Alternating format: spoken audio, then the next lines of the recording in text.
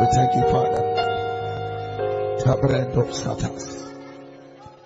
Let your fire fall upon us. Continually set us on fire. That we will burn to the very end. That we will burn to the very end. In the name of Jesus. Let the flesh give way. Let every entanglement of darkness be cut off by your angels, by your holy angels. In the name of Jesus, let every chaff putting a limitation in our spiritual journey, let it catch fire. In the mighty name of the Lord Jesus. Thank you, Jesus. We bless your name forever. We adore you. We adore you. We adore you. We adore you. Forever we give you praise. Forever we say you are great. You are mighty. Thank you. Thank you, Jesus. Thank you, Father. Shut us. In Jesus' name. Je take it by us. Thank you, Father. We bless the Lord so much. I said I was going to talk about the 7 churches. You can write it down. The 7 churches. The 7 churches. It's important that we address this because of what is going on in our generation now. There's a lot going on that I believe that certain kinds of teachings must come from the pulpit. If we really desire to preserve what was committed to the fathers. When you try to look into the current Christianity, it is hard to find certain kinds of teachings. People want to come to church to be motivated. Listen, there are seasons. That's why there was a season Paul wrote and said that it is better not to marry now. It is better not to marry. Because they were under serious persecution. People are running up and down. You are looking for a wife.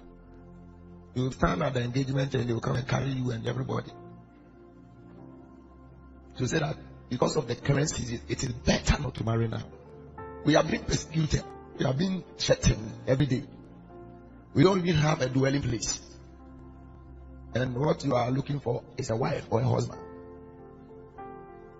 It doesn't mean that don't marry. But he's admonishing that the situation on the ground. So in the season that we are in, it's not time to look for comfort. If you understand what God is doing, and if you understand the responsibility of the church to bring to pass the intentions of God for the season, you will not be looking for certain kinds of messages. In this season, God is raising warriors. People who can stand in the gates and contend against darkness, contend against the structures of the world, so that the move of the Spirit can come. Many people don't even know why coronavirus came. What is the spiritual implication? We are lost. We need help. I know you need breakthrough. But because of your breakthrough, we cannot reduce the message to focus only on breakthrough and motivation. It's a period that we are raising die-hard Christians, martyrs, people who can journey out of their kindred, out of their father's house, to the place where I will show you. Say, get out. And in the midst of all this, the church is not aware of what is going on. So we think it's about preaching and teaching. We need to understand what is no more about preaching and teaching. What is no more about trying to bring doctrine. There are seasons that we must be able to understand, interpret right. When you look at the church, what do you see? I always tell like that. You look in the church and you find out that there is no help. I'm telling you. You look in the church and you realize that there is no help. So when something simple comes against you, that's when you will know. Yesterday I was talking to a man of God and he had an issue. And he was telling me the issue that like something happened and he continually sees himself under water, marine, and he has moved up and down everywhere. No deliverance. He's praying, no rescue. And he said, God said you should look for somebody. If people are available, why would God tell you to look for somebody? If I'm here and God is saying look for somebody, it means it's difficult to find somebody. God would have said give it to one of them. Then it means that everybody is ready. But now say that look for somebody. So it's now moving around. Something as simple as marine. What is marine? And we still want to continue teaching the same old thing. We don't know the warfare that has come against the body. We don't know how to raise generals for the kingdom. So we keep on teaching the same thing. We are not aware that it is no more about teaching and preaching. It's no more about teaching and preaching. It's not just about coming here. It is about ministering the Spirit, communicating the Spirit. It's about energizing people, bringing the power of God so that when people are down, they can be lifted. What we call the grace message. When you look at the body of Christ, you find out that there's a misunderstanding. There's a misunderstanding of the grace message. That is why people are not being set on fire. You don't know why people are not being set on fire. The guy who is listening to the grace message is as cold as water.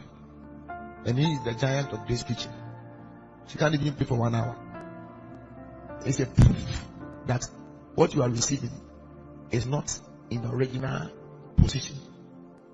It is not in its originality, because those who received that message in the Bible were men who were on fire, who were ready to die. What message did they hear? What message was preached to the apostles? That they were willing to put their heads on charges, that the kingdom will advance. Or is it a grace message you are hearing that they are telling you that if somebody wants to slap you because of the kingdom, you call fire? The message they are preaching is the one that John and the rest came to Jesus and said, I'll call fire. Call fire. You don't have to go through any pain. Call fire. They want to bring you pain. Let's kill them and move forward. For we are kings. Of course, everything has its place. But the kind of grace message that was preached to the apostles, when you look at their lives, and look at the kind of life they lived, and look at our generation, you find out that there's an error in our communication because there's a misunderstanding of that gospel. And because there's a misunderstanding, there's a misinterpretation. And when there's misinterpretation, what happens is that we enter into error, and the door is open for darkness. Whenever we enter into error, what happens is that darkness comes into the church. Those who brought it understood it better. That's why they were on fire. Those who heard it later didn't hear it right. So they became a different breed. You can never preach grace without preaching consecration. Because that's what the Bible presents to us. We quote things that are not in the Bible. The same person who said you are under grace, flee fornication. Listen, we need to pray. Pray for the church. Anytime you go on your knees, pray for the church. Otherwise, what will happen in the near future? It will shock you. Some time ago, I was with Provi, and then I told him something.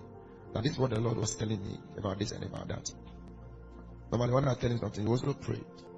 Or while I'm talking, sometimes the chapter will open, and then he'll begin to see about it. So later, he called me and he said he's afraid for the church because of what he saw. Because then he saw that in the next season, he was seeing that the marine kingdom had taken over the church. Majority, most of it. And they only gave him numbers, like you put more people there, and then you say that this is the people that belong to me. Some people think they understand the gospel more than everyone. They say it cannot happen. How can it happen? You don't know what can happen on earth. If you know what can happen on earth, and then you stepped into Sodom and found only Lot. And you are saying some things cannot happen. What are you talking about? Let's not be so quick to conclude on matters. Sometimes some things, leave them. All of these things, we have done them before. We have done them. Now I think that we are preaching today. Because we are also giant of grace preaching. There are things that we are attempting to be rectified now. So sometimes we don't have to be so quick. But he was telling him that the angel that was speaking to him will give him numbers. You quote a large number. And then you now see that in the number, these are the people that belongs to me. All the rest, another energy is at work in them. So the pulpit will be taken over by people who don't know God, who are themselves falling. Somebody can be falling and yet is on the pulpit, and yet can have the name of Jesus on his lips. I'm not talking about somebody who has gone for juju. It's different. I mean somebody who is normal person but is falling, struggling with many things. That's what he was telling me. That's why I said we need to pray for the church. If you sit down and think that, oh, it shall be well, don't you know, if you look at the Christianity we are practicing, if we should take a census of this place right now, even here that we are praying, you'll be shocked at the rate of addictions that people are not able to free themselves from. I'm not talking about something you have authority over, that you do out of your will, but something that has dominated you. Don't you know that thing is a sign? It's a sign of slavery. You may call it whatever name. Somebody else can describe it in whatever way. But I tell you, it is a sign of demonic enslavement. Because there are spirits with that power, those operations. And when you come under their dominion, they do anything possible to keep you down. It is only by fire. It's only by fire that you can break out. So that alone should let you know how far it can go. How far it can go.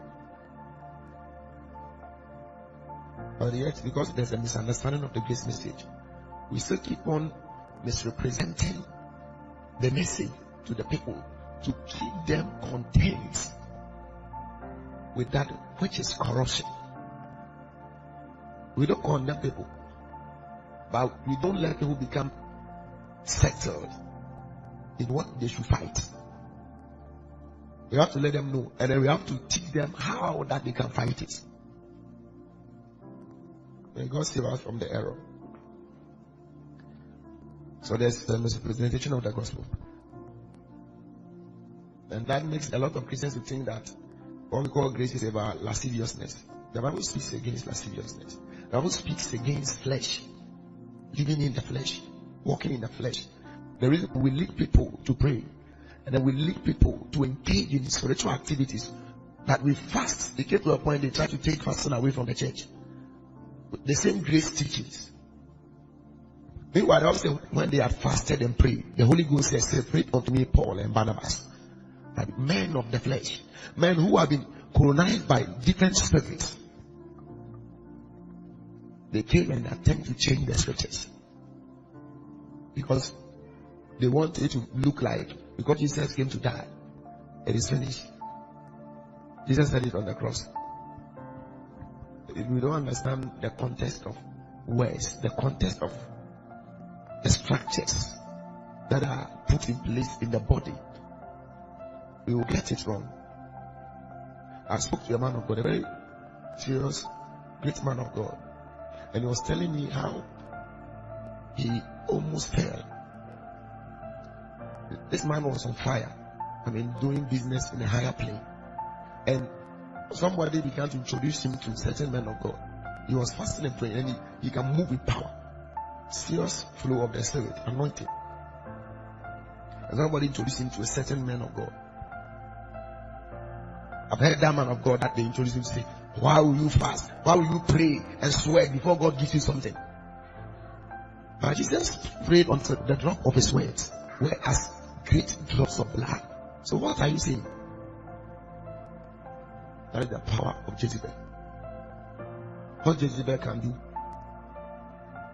So he listened to those things, and then the enemy was punching holes. The things that were for his defense, he began to remove his armor.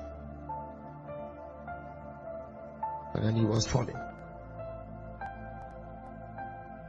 And one thing about falling, when you fall one, you don't take care. But the moment you fall, the principalities will come. They will come. Spirit will enter. It's just like you are here and there are animals, some strange animals at the outside attempting to enter into the room. And we have locked the door. And then somebody by mistake just opened the door once. You will struggle to even close it. Because they will struggle with you. And before one, the process you have to go through to cut off that denaturation of your soul. So when you fall one, you fall two, you fall three. That's because he began to hear the wrong messages. That he began to drop fasting, he began to drop prayer. Grace is not lasciviousness. It's not living in the flesh. Now, write this thing down. It's very important. Write it down. The idea of the grace gospel is to create or establish a channel of salvation. By salvation, I mean being born again. Salvation is so broad. Even our salvation is not yet completed. But then there's an aspect of salvation that is completed. That one is the aspect of being born again. The salvation of the human spirit. The salvation of the human soul is still ongoing. And the salvation of the body will take place in the resurrection. When this mortal body will be given up, and then a heavenly body will be put on, and that's when the body will be said to be saved. And it is when your soul goes through trainings, goes through the dealings of the spirit, so that the fallen state is removed from your soul, then we can say you are saved in that aspect. So the aspect of salvation that is completed is the salvation of the spirit.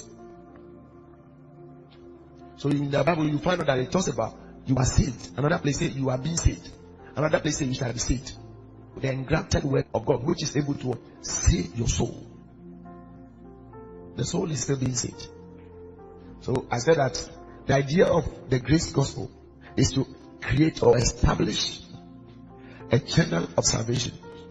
By salvation I mean being born again, through which men who were once dead, or who were once fallen, or once separated from God, can receive the life of God and be reconnected back to God.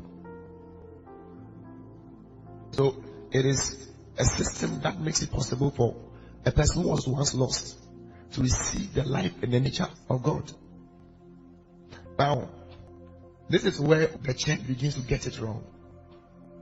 Because when you look into the scriptures and you study it carefully, you will find out that this is not the focus of God. It is a means to an end. Everything that Jesus did on the cross was not the main thing. It is like what is needed for what I want to happen. What the church is concentrating on as the main thing is not the main thing. So we think that the only thing that we have to talk about, Jesus saved you. For what purpose? That is God's intention. His main focus is not about saved by grace. He wanted something. Jesus gave the parable that a man found a treasure. And then the man went and he sold everything that he had. And he came to buy the land. Not because of the land, but because there's a treasure there. So Jesus came to die so that one, redemption can take place, because redemption comes before regeneration.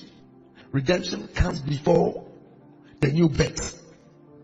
There was first redemption. It's part of the process of being saved. And then regeneration now came. That is the infusing of the life of God into you. Now came. But Jesus dying is to make that thing possible. Now, what happens is that after we become saved by grace and all of that, we are ushered into the kingdom. A kingdom man is not the person who needs to tell Jesus that you are saved. No. The gospel focus is not just about the grace teaching, grace message. No, that's not the focus. It's for those who are without. That is to get men into the kingdom. Basically. That's why it is mostly evangelistic. If you are in the kingdom and you are still focusing on forgiveness, you are a baby. You have not been introduced yet. You are still talking about Jesus died for me. Grace is to make it possible for men to be translated into the kingdom of God. That's why you find out, who had translated us? He is looking at it in the past. That through this gospel, men are translated into the kingdom. Now, when you come into the kingdom, it's a new set of teaching. It's called the kingdom gospel or the kingdom teaching. It's like entrance exam.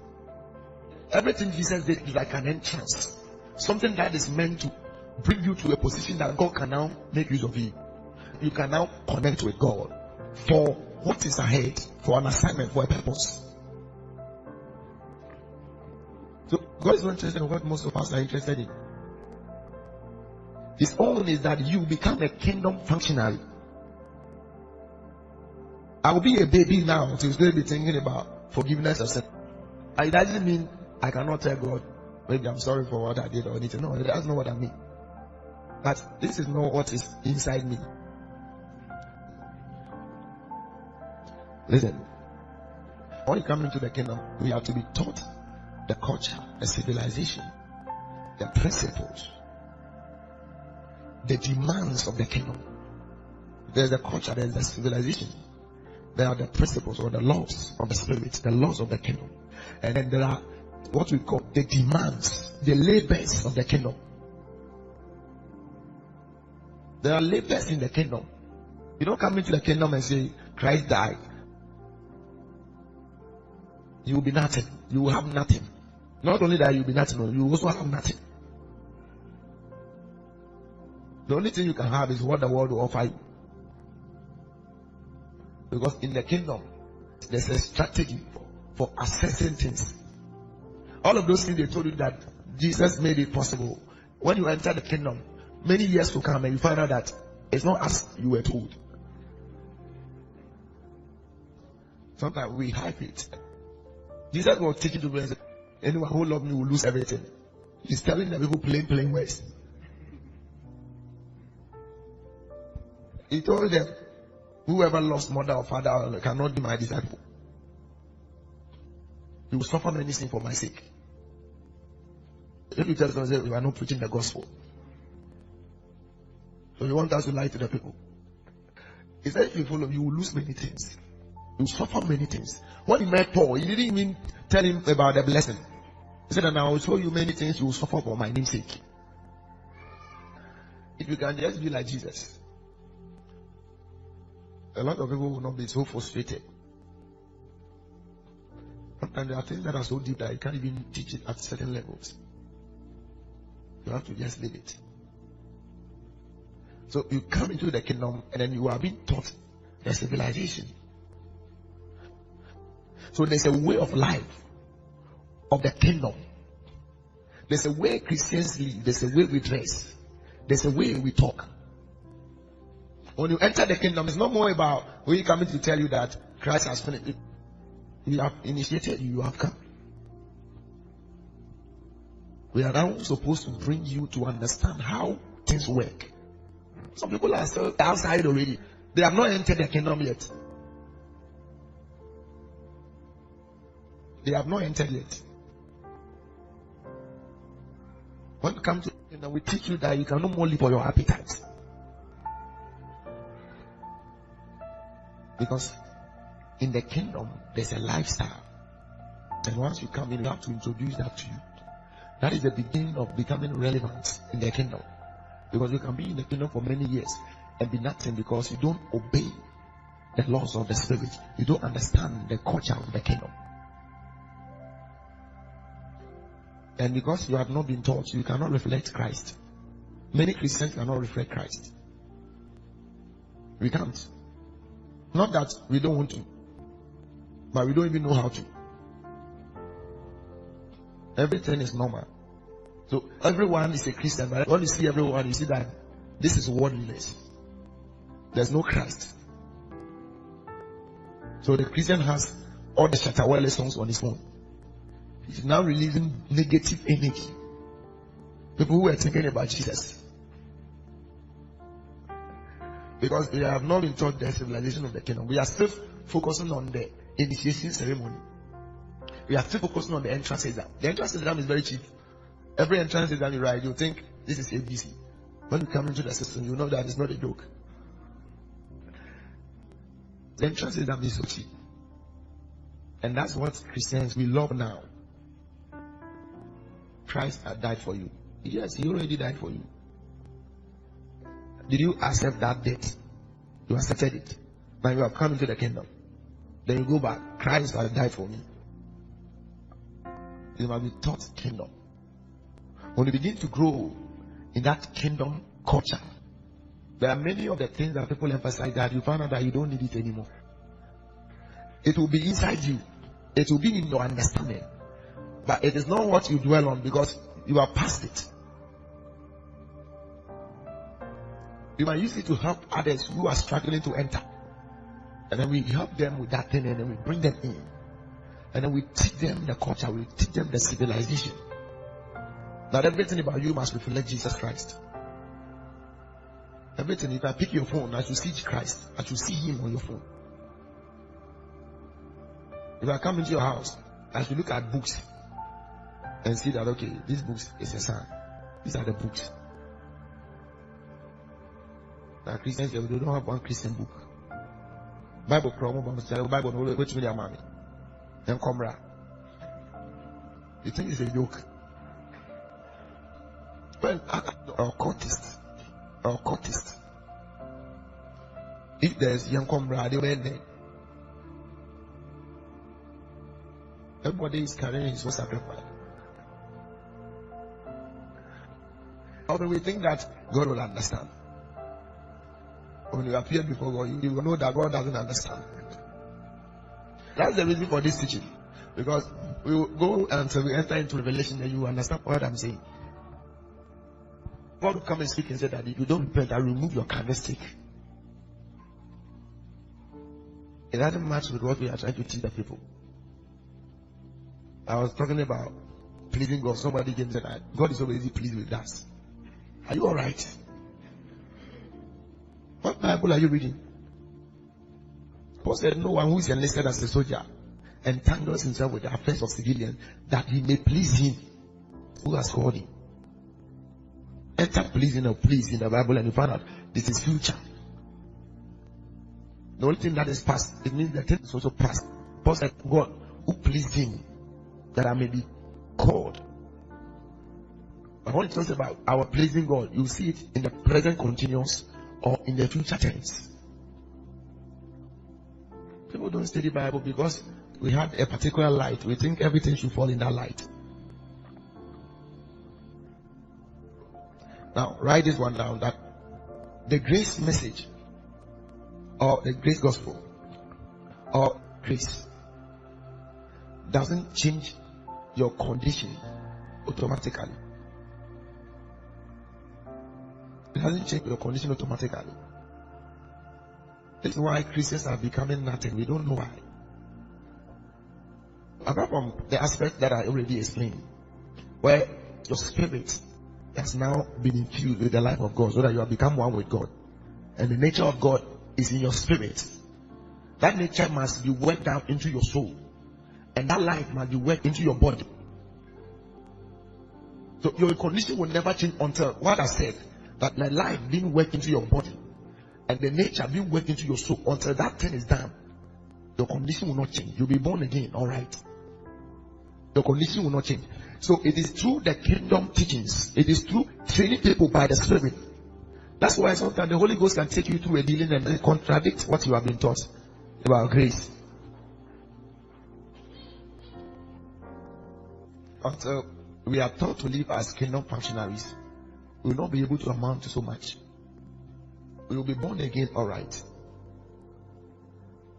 That's why sometimes at a point people now drift away to learn from the world.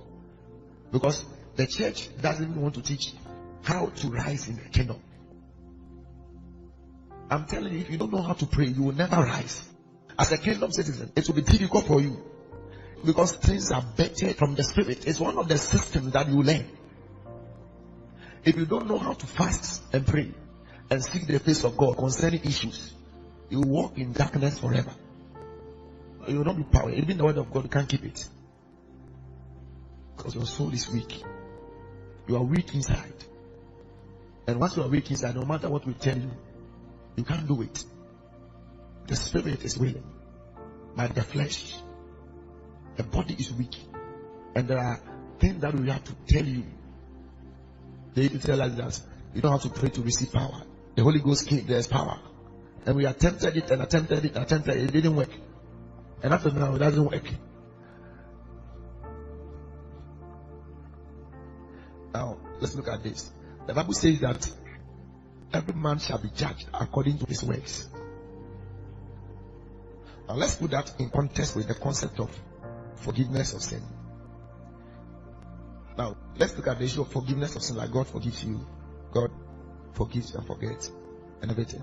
And then let's now just oppose it with, you shall be judged according to your ways.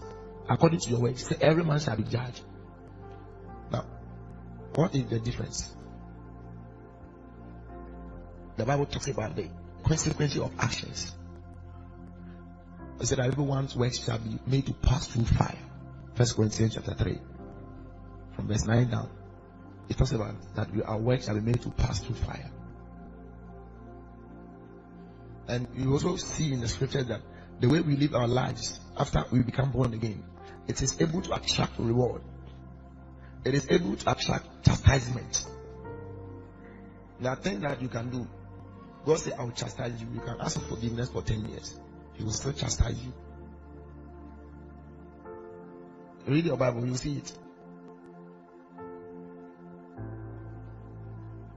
Moses begged the Lord, and God said, don't mention this issue to me again. Get out of my sight. Go and die. Is it everything that God forgives? No. Certainly no. Does it sound well with you? No. Do I look like I care? No. Is that everything that God forgives? That's why in the Bible Jesus said there's a sin that can be forgiven, but there's a sin that cannot be forgiven. So it's not everything that even God forgives. Not because God is not loving or He's not merciful. It is because He knows best. There's somebody who had to die, who will die. You can pray for 100 years. All of what I'm saying is in the Bible. That's why God is God. I said that Moses begged God, and God said that he must surely die. That's why Ananias and Sapphira fell. He said, you have not sinned against man, but against the Holy Ghost. Have you read that? Whoever speaks against the Holy Ghost, it shall not be forgiven. Does it mean God doesn't forgive? God forgives. But there are things that when you do, God can remove your call. It is the end of the matter. I'm not joking. I'm telling you what is kingdom. And it's in this book. There's something I can do, and God will say, I'm the one who said you are going to take the gospel to the nations. I've removed it and given it to this guy. I might not even know. I'll still continue trying to preach. The effect is that this one will say, I'm going. So I'll pass here. And another one will pass here. The thing has been removed. Even me, I've had encounters that I've seen me replacing people. They removed somebody from a seat. Everything was inside.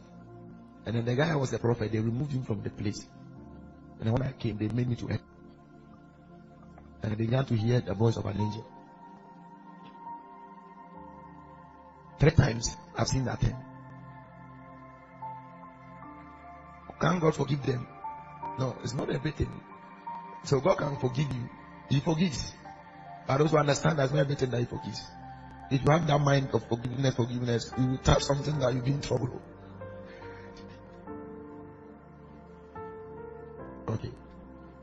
What I'm saying now is what brings us into the book of Revelation now. in the book of Revelation, now we see the scope of the grace message. Because it's the book of Revelation that begins to judge the first people who were under grace. It's not begin to throw light on their ways. And now God begins to now point out certain things. So it reveals the disposition of God regarding what we have termed as grace, or the grace gospel. So in that we see God now bringing judgments, bringing rebukes and corrections to the way that the people who were under grace at that time lived. Let's look at Revelation chapter 1. It is there that God comes to attempt to remove candlesticks. He said, repent or you shall be cut off. So it is there that you see that, okay, so people can be cut off. Even though we are under the grace, there's a way of life that you live, you can be cut off. You understand that what I'm doing, God can change me. That system has been from Old Testament to New Testament. It doesn't change. It is part of God. So Revelation, let's look at it quickly. Chapter 1. Let's read from verse 10. I was in the spirit on the Lord's day and heard behind me a great voice as of a trumpet. First, understand that to hear the great voice as of a trumpet, you have to be in the spirit. And heard behind me a great voice as of a trumpet, saying, I am Alpha and Omega, the first and the last. And what thou seest, write in a book, and send it unto the 7 churches which are in Asia, unto Ephesus, and unto Smyrna, and unto Pergamos, and unto Thyatira, and unto Sardis, and unto Philadelphia, and unto Laodicea. And I turned to see the voice that spake with me, and being turned, I saw 7 golden candlesticks, and in the midst of the 7 golden candlesticks, one like unto the Son of Man, clothed with a garment down to the foot, and girt about the paps with a golden girdle. His head and his hairs were white like wool, as white as snow, and his eyes were as a flame of fire, and his feet like unto fine brass, and as if they burned in a furnace, and his voice as the sound of many waters. And he had in his right hand 7 stars. Out of his mouth went a sharp 2-edged sword, and his countenance was as the sun shineth in his strength. And when I saw him, I fell at his feet as dead. And he laid his right hand upon me, saying unto me, fear not, I am the first and the last. I am he that liveth and was dead, and behold, I am alive forevermore. Amen. And have the keys of hell and of death. Write the things which thou hast seen, and the things which are, and the things which shall be hereafter. The mystery of the 7 stars which thou sawest in my right hand, and the 7 golden candlesticks. The 7 stars are the angels of the 7 churches, and the 7 candlesticks which thou sawest are the 7 churches. So he's now talking about the 7 churches. The 7 churches. He said the mystery of the 7 stars are the angels. The word angels there means messengers. There's a conflict of theology regarding that. Some say it refers to actual angels, and others says it refers to the leaders or the pastors or those who were in charge of those churches. Whatever it is, that is not my focus. What I want to focus on is that he spoke about the 7 candlesticks, and he said that those 7 candlesticks refer to the 7 churches. And he's now going to address the 7 churches. Now, the 7 churches does not mean 7 churches necessarily. He's categorizing the conduct of the churches of our Lord Jesus Christ. So the 7 candlesticks refer to the 7 churches. And God now writes to them to reprove or to judge their conduct or to try with their works to see what they are made of. Now, every grace teaching that we teach that does not fall in line with this is an error. We want to come into the book of Revelation, which is like the book that is revealing judgment, the book that is revealing the life that is hereafter. And it is dealing with even what they call eschatology. It's dealing with life beyond the earth realm, life beyond mortality. It tackles our realm now, And it tackles eternal future, the future of even this earth, and then the eternal future. And any grace message we teach that cannot prepare us to meet this requirement is an error. When you meet Jesus, he will now say that you thought you were alive, but you were dead. You thought you say, I'm alive. And you believe that the more you say, I'm alive, it means you are alive. And Jesus now comes to one of the churches service so that you say you are alive. And you say you are rich, but you are poor.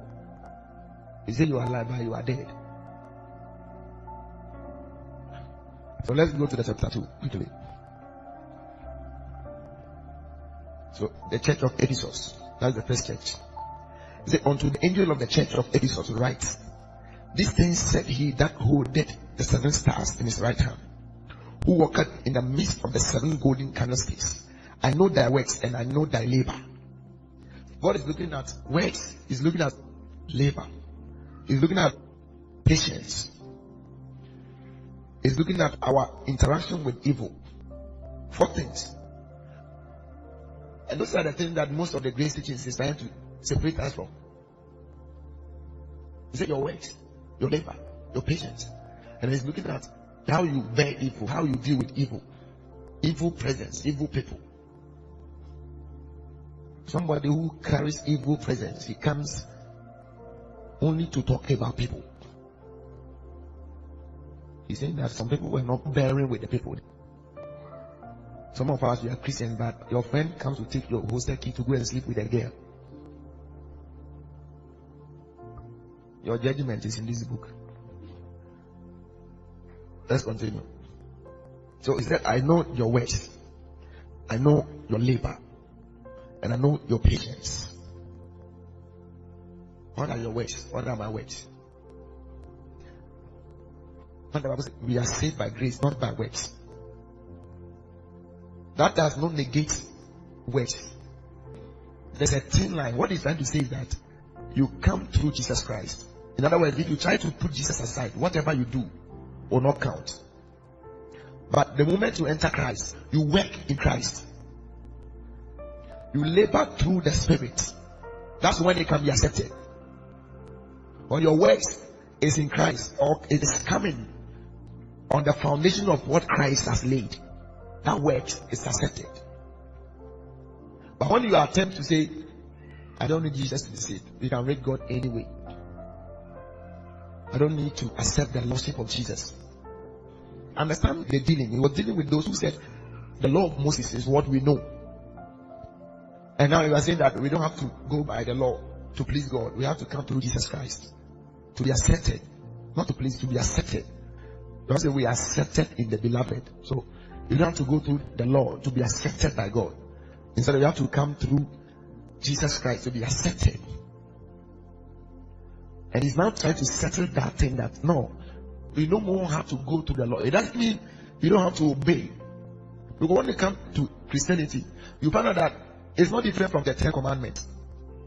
The requirement, the demands of the believer. Flee fornication.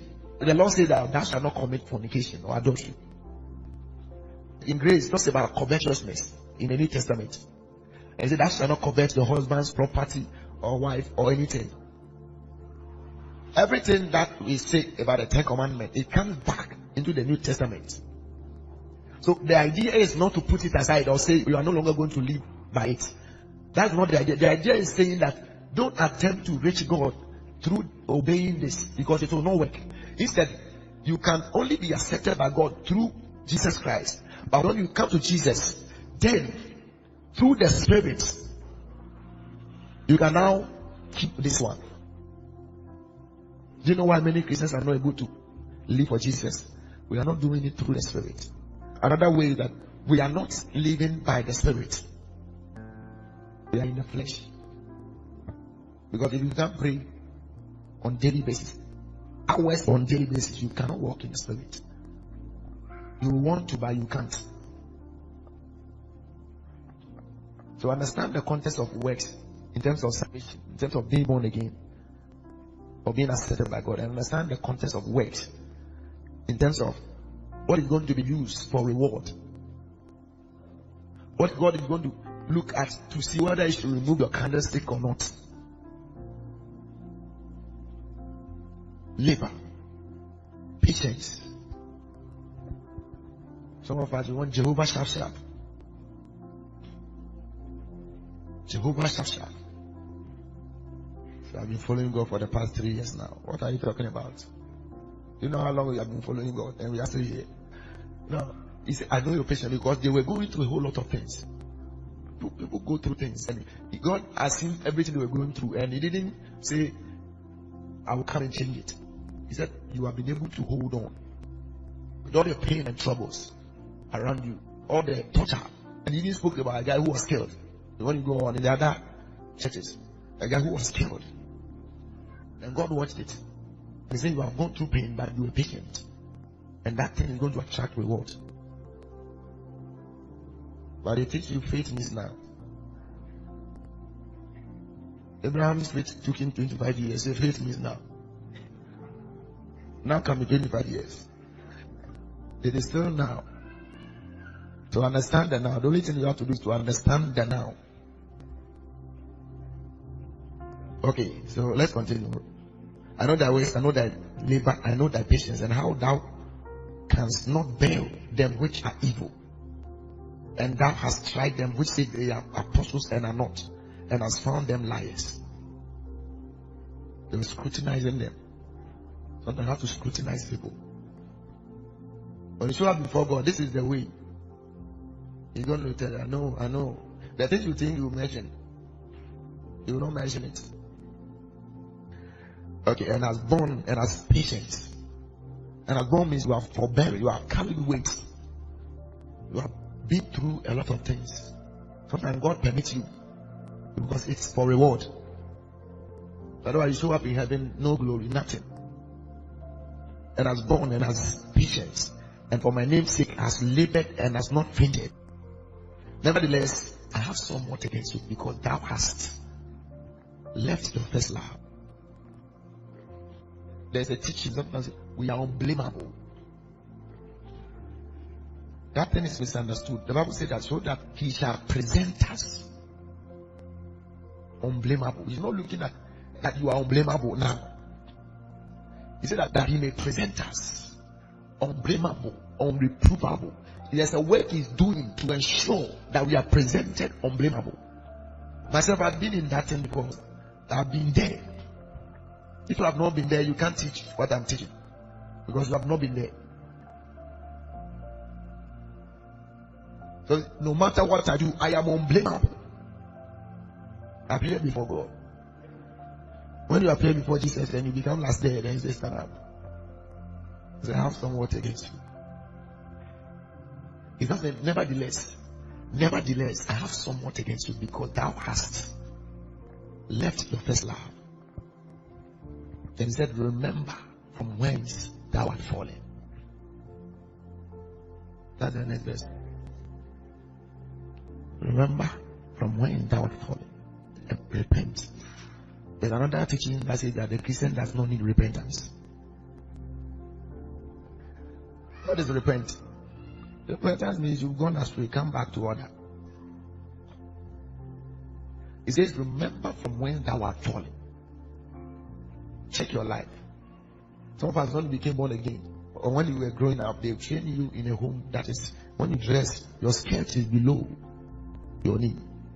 You were still lost about God. You love prayer. But now, the Lord is saying that, remember from whence thou art fallen. Some of us were evangelists, so witness. But now, remember. He said, or else I will come. He didn't say I will come. He said, I will come what? Quickly. I will come quickly and remove your candlestick from its place. It means He's taking away your ministry. He's taking away the call. The call can be taken from you in terms of you have the call, but He will not send you. Somebody say, the God's giftings and callings are without repentance. All of those things are, go and read the Bible. There's representation. Go and read from Romans chapter 9. Read through to Romans chapter 11. You understand what he meant. Always you take that word out. It will not make sense. So you can have the call, you can even have the. But what God will do is that God will withdraw the commission. He will withdraw the sending so that you will no more be useful to Him because you are fallen. Because something has happened in your soul that will make it impossible for God to use you. There are things that can happen to our souls that will make it impossible for God to use us. Some happened to Adam and they drove him out of the garden. Not because God didn't love him.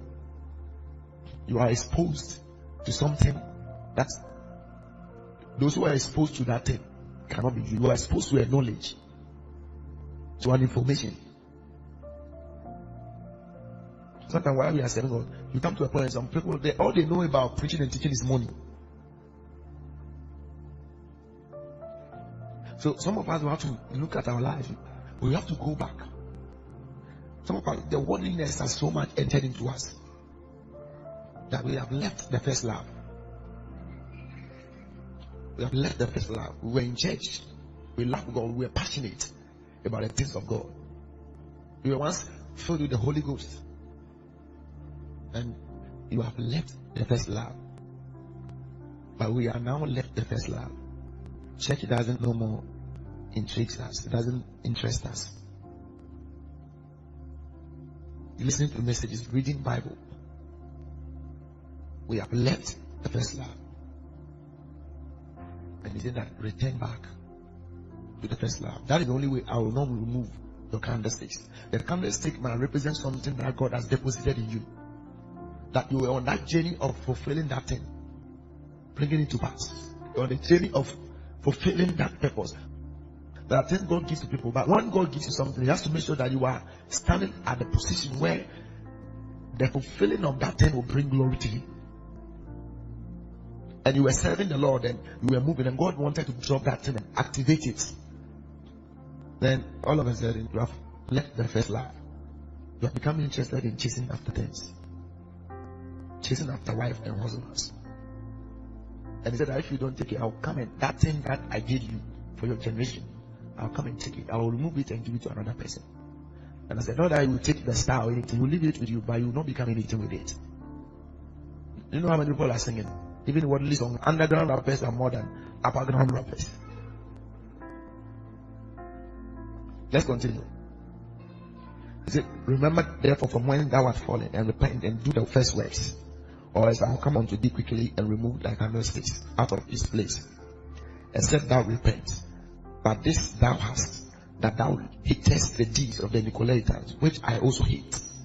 He that hath an ear, let him hear what the Spirit saith unto the churches. To him that overcometh will I give to eat of the tree of life, which is in the midst of the paradise of God. So you hate the deeds of the Nicolaitans. That's what he's saying. There are certain deeds that we have to hate. The Nicolaitans, they represent so many things to so many people. This place, one of the things we hate is worldliness in any form.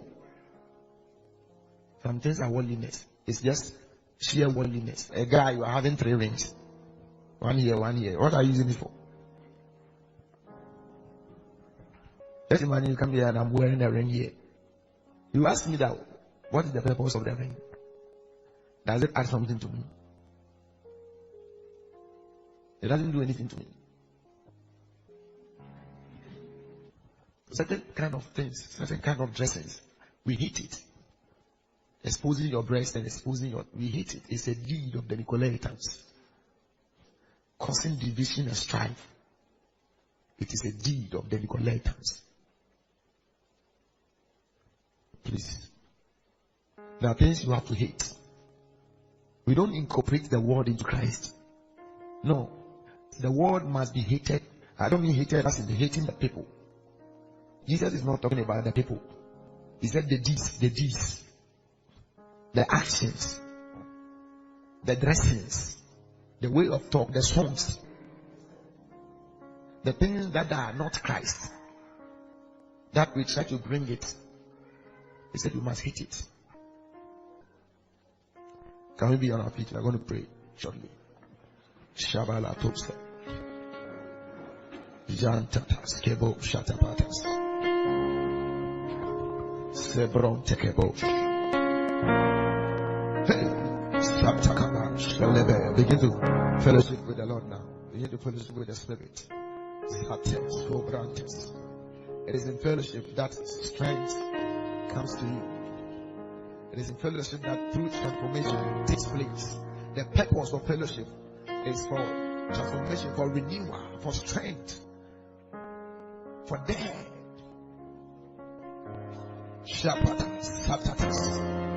For there to be an infusion, a rubbing off of God, of the Spirit, of the life of the Christ, of the power of the Christ.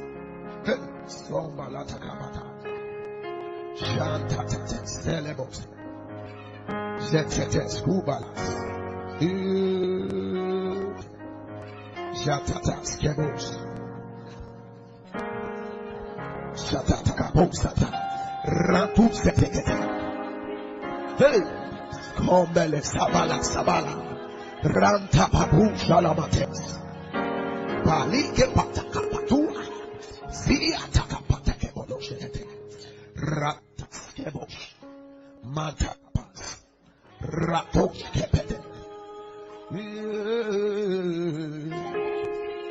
Oh, Zelebaha.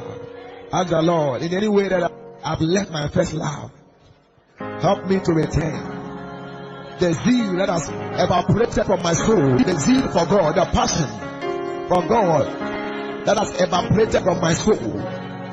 Lagaba, help me to return back to it. The desire for souls that has departed from my soul. Shatter. The love for righteousness, the hatred for iniquity that has departed from me. Now I have accepted everything. I have left my first love. Help me to return. Mahata. Semeleho sepete. Ranteke papatosh. Sitata kopata. Rakate kapata kapata. Jala mahatate. Rantete kapata. Jalo palaha. Kabalobo shanda habaya. Rantes kapalash. Maya tata. Jalantata skebos. Lebele suntete patash. Kabo kapala. Yele mahatati. Vitu tata palete. Ranteke. Help us, the Lord, to return to our first love. To be restored to our first love. Payata. Jantakapa. Rantuskepetesh. Sentakapatekipata. La posta takapate. Rakatusha. Lembele sutekipatash. Satosketekete. Rakapata. Shabala skeboloboshe.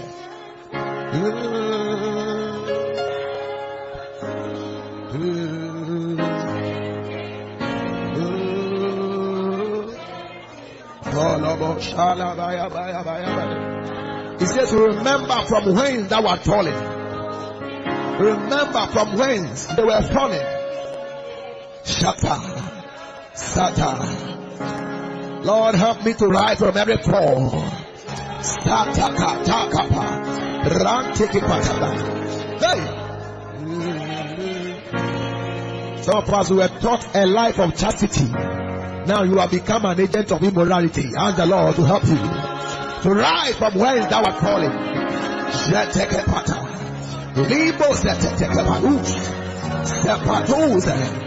We have lost the values. Ask the Lord to help you to rise from whence thou art falling. Father, let grace be released. Shatata to takapata rantekete stelia to sapatita akopata rakadukapata aikepeteta labalabala aiekepata so tekepatate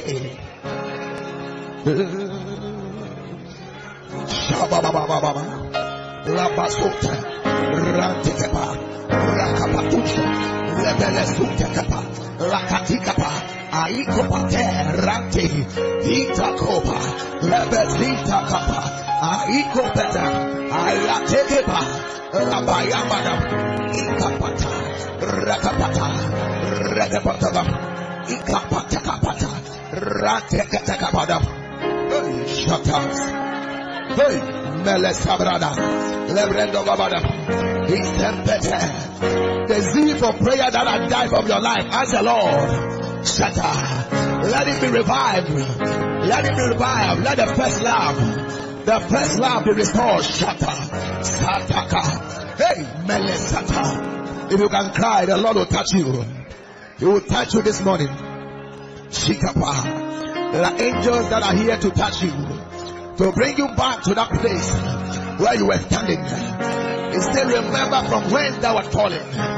Hey, where did the chastity go? Where did the decency go? Now you dress like a harlot. You dress like somebody who is going to a nude party. Papa, and the Lord.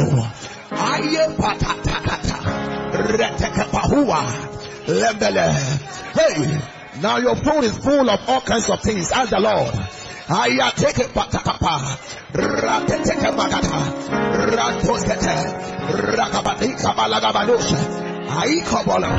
Hey, let there be revival. Let there be revival. Let there be revival. Father, let the spirit of revival be released upon us now. Let the spirit of restoration and revival be released upon us now. Hey, you came to campus loving the Lord and serving the Lord. Why has thou fallen? Hey, you came here as a virgin. Remember from when thou art fallen. As the Lord, He will help you.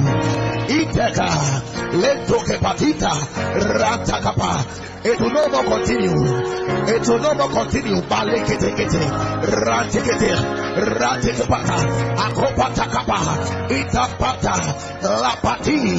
There's a revival that can restore. There's a fire that can come upon you to restore you back to the first love. There's a fire. Holy Ghost, Father, let your fire come upon your people, the restoring fire. Hey, where did your prayer life go? Where did your fasting life go? Remember from whence thou art fallen. You used to be a prayer giant. Where did the fire go? Remember from whence thou art fallen. It was by your prayer that God was delivering people from your family. God was preserving lives. Why? Shata. Hey, Sopata.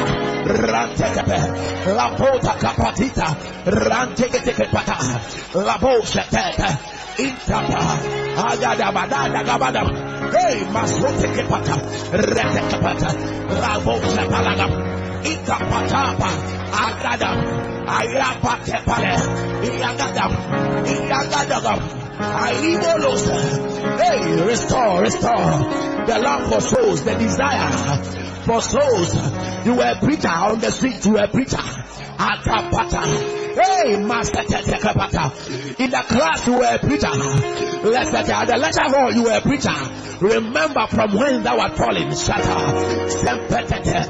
Lapatu palagata. Rentusete. Ayata. You were going from room to room. Remember from when thou art fallen. Shatter. And return back to the first things. Siti Pahad. Rantekepata. Boshakapatusa. Ateke. Ratekepa. Rakapatukata. Lebelito kapaha. Akapati. Lembelezete. Hey, you are the one who was advising the ladies, don't do boy. Remember from when thou art fallen.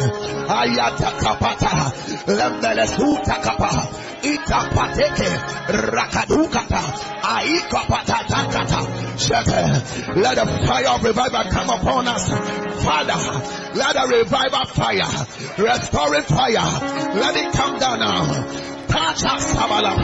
Touch Sate, Lebelesote, Ayatata, Ratosha, Rakapa, Abaya. You could tarry in the night and pray. Remember from when thou art calling. Shababa, Bala, Ayata. Ask the Lord, He will touch you now. He will touch you now. Ask the Lord to touch you now. Touch you for restoration. Ask Him to touch you now. Ask Him to touch you now. Skapata, Rekate. Hey, fire, Malaga Bayamada. Legabo Shata, Retekepa, Ipalito, Lapaliko Patakapa, Ranteke, Lebelo Shalemagama, Anteke, Paliske Tekepa, Rantekepo. Set my heart on fire for you. For you. Shalabalabada. Hey. As the Lord is set your heart on fire for Him. It is the most important thing. It is the most important that you burn for God. It's not about houses or cars. It's not about husbands or wives. It is not about preaching or teaching. It's not about even building a church. It's about being set on fire. Being on fire for Jesus. Burning everywhere. Hey, any heart that is cold, Father, set on fire, set on fire, set on fire. Shakata. Let the Holy Ghost touch you. Let the Holy Ghost descend upon you strong. Fire upon us, Father. Fire upon us. Take it. Hey, Sapatana. Rakapatona. Rakapatita. Lebede. Let your fire restore us to our first love. Let your fire restore us to our first love.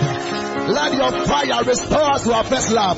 Shataba, Ranteke, Rakata, Impalata Tosa, Akapata Kapata, Rakapatuka, Ayabada, hey, Malatute, Ateke, Atakapata, Ayakapata, hey, Malatata, Rabada, Ayakabada, hey, Sotokabada, Rakapapa, Ragap, Ayapata, Raga.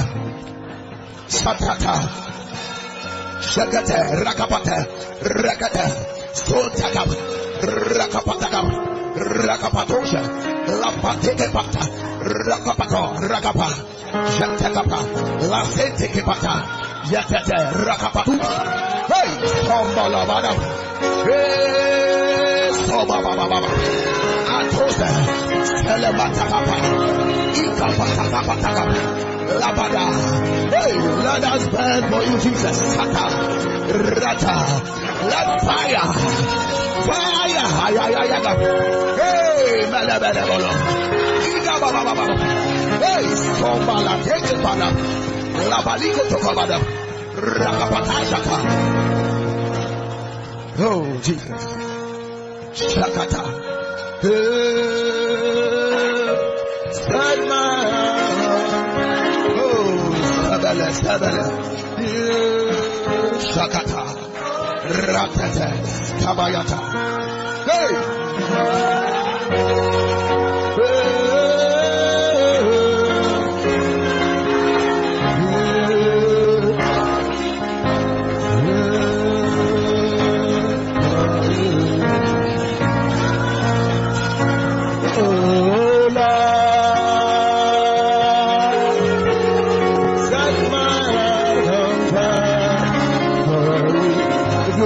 Sing it.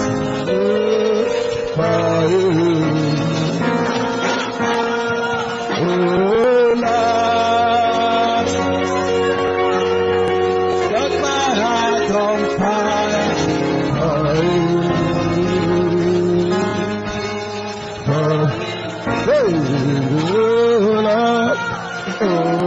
Lord, set my life in order. Set my life in order for you.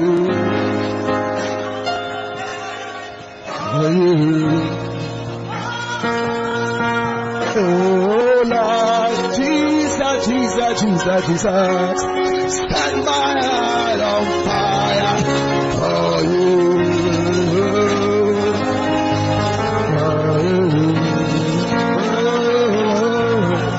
Oh Lord, set us on fire.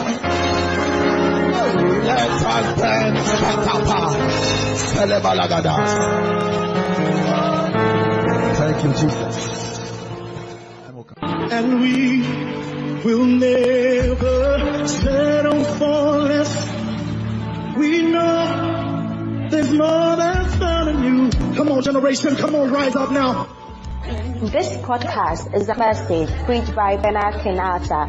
To get the complete message or other messages of Bernard Kenyatta, call or WhatsApp 0554-360-246 or 0246-223-732. God richly bless you. Come on,